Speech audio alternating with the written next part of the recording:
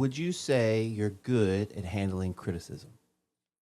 I think now I've done better about it. I Okay, think so what would tell me like what was that transition for you? Because it's really hard to have people criticize you or like you're like, hey, we have this fight and then we get feedback. Yeah. And I was thinking like, it really takes somebody that's open minded to being better like at every level to be open to feedback, right? For sure.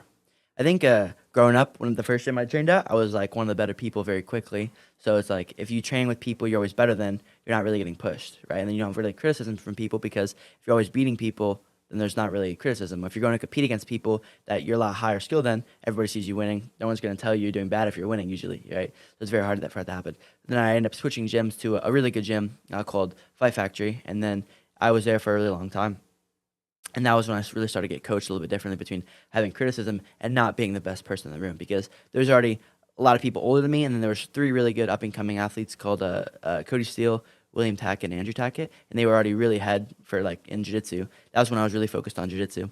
And it's like you train with people a lot better than you, and you go into training every day knowing you're not the best person in the room, and you're going against people, and you can try 110%, and you're still not going to be able to beat them. So then you get a little bit more criticism on stuff, but you're like, you can always make excuses about, oh, well, they're bigger than me, they've been training longer than me. But at the end of the day, it's like, I've learned to just, I can always be better. I don't care who I'm going against, I can always be better. Doesn't matter if I'm going against the guy that's been training for a week, a guy that's been training for 10 years, I can always be better. And I treat everybody the same, I always also, I learn not to underestimate people. There's times where you could train with somebody who's not very good, but they're having the best day of their life, and maybe they're able to catch you and surprise you. But you could also train with someone who's one of the best in the world. They have an off day, and I'm able to beat them, fairly easy compared to the guy that's barely been training, So I think that's something I've learned from training with so many different people and so many high-level people is that on any given day, anybody can beat you and anybody can lose to you as well. So just treat everybody the same.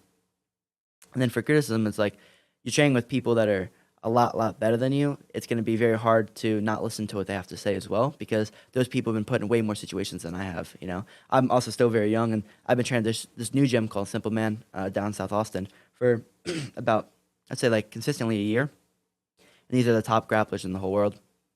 And it's like these guys have accomplished a lot in this sport, and they've gone really far. So it'd be very dumb of me not to listen to them, or at least be like, if they're telling me, hey, you really need to work on your wrestling, you need to work on your leg lock defense. It's like, all right, these guys are telling me from experience, so I should trust them.